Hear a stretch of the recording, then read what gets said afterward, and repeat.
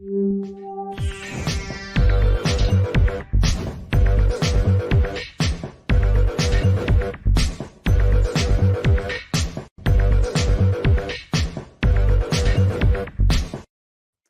everybody, welcome to the show. You know where you are, the 9 at 9 with me, Tigo. And you know it's VIP day. And if you looked at the ad, you know it's Miss Peggy McColl. We're going to talk about the poison that kills dreams.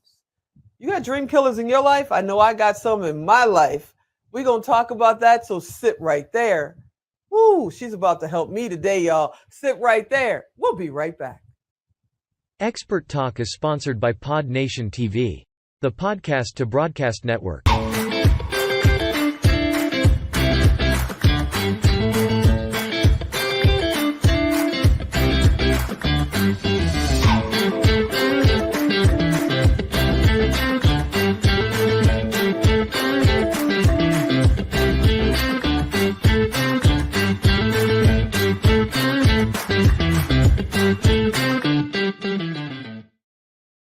Hey, welcome back. Yeah, you heard me right. Miss Peggy McColl is here today. And if you don't know who she is, and I don't know why you don't, she was our Woman of the Year last year for the Now Honors. She's a multi-best-selling author. She's done like 20 books. She's graced us with her presence several times. So go back and take a look because the nuggets she shares can change your life. And today is no different. And oh yeah, by the way, she's at the Now Honors, y'all, for this year. So you want to check that out. But right now, we're going to talk about dream killers and the poison that kills your dreams. I need to know about this one. Miss Peggy, are you out there? I'm right here and ready to rock and roll. Woo! Help me, because I got enough. I got enough poison in my life to kill a few hundred dreams. What do I do?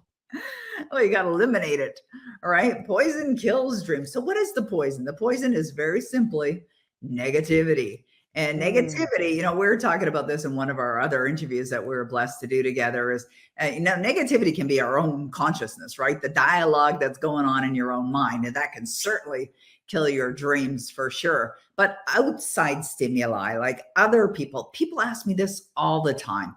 They'll say, well, I'm sleeping in the same bed with a real negative person. How do I deal with that? How do I not let them affect how I feel? Right. And I'll say to them, understand this.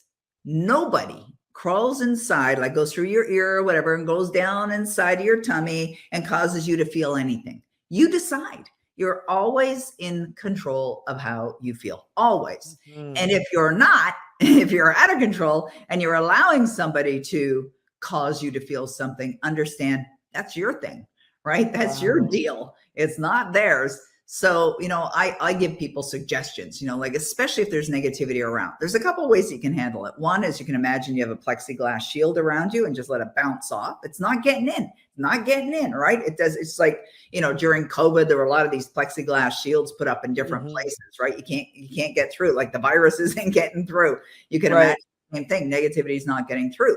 So that's one way. Another way is that if you do hear someone, maybe it's someone that's close to you, they say something negative and they probably believe it. And what you can do is you can turn it around and send it back to them like a tennis match, right? Send it back to them, but only in a positive way. I used to do this with my mom because my mom was a very negative person and I loved her and everything, but she just, was in the habit of being negative. So I would be building my shield as I'm driving down to see her. But when she'd start, with the negativity and start complaining or whining or moaning or whatever, then I'd say, well, what's great about that? And I could see that it was sort of breaking her pattern of thought. Wow. What's great about that? And then she would think about it for a second and just throw the ball back going, well, there's nothing great about it. And so, sometimes that happens. But the truth is, I didn't have to get caught up in that negativity. I have to just let it go, or you can just duck and let it go by. Just duck and let it go by. Don't take it in. Just don't take it in. But I think the biggest challenge for most people is not outside stimuli or outside negativity or outside poison. It's really internal. That's where the greatest challenge is. So that's something that we can absolutely manage when we become consciously aware and we decide to saturate our mind, like saturate your mind. Like if you came into my home, we spent some time together. Let's say we went, on a trip together and we're hanging out. I'm like a serious student, like absolutely addicted to personal development and professional development. I'm studying all the time. I have books going. I buy them in Audible. I buy them in print form. I'm studying. I go to bed and I'm reading and I'm studying. I wake up in the morning. I'm doing meditation. I'm doing my gratitude. I'm doing my affirmations. And I've been doing that for 43 and a half years. And I wouldn't even think of not doing it because, we live in a very interesting world where there's lots of challenges and lots of negativity. You just turn on your television or go stand in the lineup at the grocery store, right? Yeah, or social media. Social media, absolutely. And, we're taking it in. You see, everything that we take in, I've been studying, what's his name? Robert Collier, Secret of the Ages. And he says in that book, he says, everything that you've taken in through your senses, that's your sight, your hearing, has made an impression in your subconscious mind. And that's a fascinating idea, right? So I agree with that. Right? Since that's the case, you want to be taking in information that serves you, that's going to help you, that's going to contribute, not stuff that's going to poison your results. It's like if I put poison in your water, would you drink it? Of course not. Of course not. So why have poisonous ideas going on or thoughts in our mind or poisonous feelings that are just going to kill our dreams? Because that's exactly what they do. So let me ask you, because I actually know a few people that have, all their lives, they've allowed it in. I agree with that. And they've been pushed back so far that their self-confidence is negative 1,000. Right. They have dreams and they talk themselves out of it before they even voice it to themselves because they've already determined they cannot do it. And now they're listening to you and going, okay, I understand what you're saying, but it's too late for me.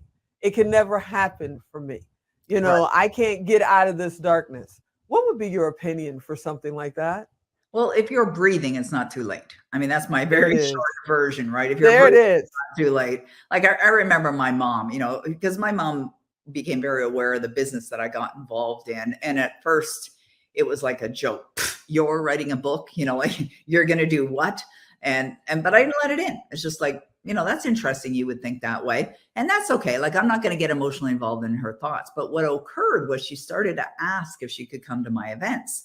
And I remember her sitting in the back of the room one time and we were talking about goals and goal achievement. And that evening I was back at her home because I was staying with her. And I said to her, I said, so tell me what you wrote down. And she wrote down a number of goals. And it's like, wow, that was the first time in her life that she had ever written out a goal. But at the end of her list, she wrote this. And when all of this happens, I will be grateful. And I said, Mom, I said, this is wonderful, but you got it backward. You're grateful first. You feel the gratitude now. You feel the gratitude in your heart as if it's already done. And then you're going to attract it into your life. And that sort of broke her patterns. But you absolutely have to make a commitment. I mean, it took me years to change my life and to change the way I was thinking because I had a very, very dark, destructive, poisonous mind. And I had to put the good in and continue to put the good in and continue to put the good in. And then the bad would come back in. It's like you're going forward, you're going backward, you're going forward, you're going backward, until I got to a point it was like, okay, enough is enough. I'm going to stop the craziness and just focus on, what I desire and discipline myself. The moment I disciplined myself, everything changed. I'll see you. Even when you were going through treatment, every once in a while, it was a little less into social media, but you still stay connected. Yes. I'll see you float by in social media. You have this going on. You have that going on. If somebody wants to follow you, if they want to be a part of your programs, maybe join a mastermind group or something that you're doing, how do they do that? Easily. And they just can go to everything that I do. And we always update the site. It's all at peggymccall.com.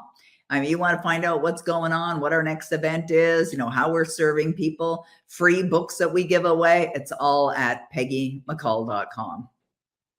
So when Miss Peggy is not, inspiring the masses and hanging out with Tigo, what do you love to do to just let your hair down, have a good time? What do you love to do for fun? Well, I love being with my grandchildren. I just love them to the moon and back. I mean, they're just so Amazing. And I love playing with them, boating with them, like just biking with them, hanging out with them, swimming with them. And my husband too, of course. I'm very blessed. I'm happily married. And every once in a while we go golfing, but he goes golfing a lot more than I do. But those are my fun. My family is everything to me. Absolutely my priority. Alan, tell your husband Alan will be right over. He loves to golf. He'll grab his golf clubs. He'll be right over. I want to thank you so much for all that you do for me. You're amazing. Like I say, I tell everybody, I can send her a message and she'll get back to me as soon as she can. It may be 5 seconds. It may be 5 days, but you always come back. And when I ask you to come on, you're like, sure. And you make time. I thank you so much for hanging out with me, for coming to the Now Honors, for being our Woman of the Year for 2021. Miss Peggy McColl, you are definitely one of my mentors, and I am just privileged to be in your arena. Well, you're so sweet. You're such a pro. I just love everything about you and everything that you do. And it really is a privilege for me to be here. Thank you. I can't wait till next time. Maybe we do it in studio while you're in town. What do you think? Done. Ooh, elbow to elbow. Y'all, she said done. Ooh, live and in person. You'll see it. Don't worry about it. Thank you, Miss Peggy. You're the best. Thank you, Theresa. See you soon. See you soon. All right, everybody. If you know what to do, if you want to get in touch with her and you couldn't write it down, go to tigodirect.com and you'll find Miss Peggy. Type in author, type in Peggy, type in mentor. She's coming up. She's going to be there. And as always, I'm Tigo. I'll talk to you next time. Ooh, in person, Miss Peggy. It's about to go down. Talk to you next time.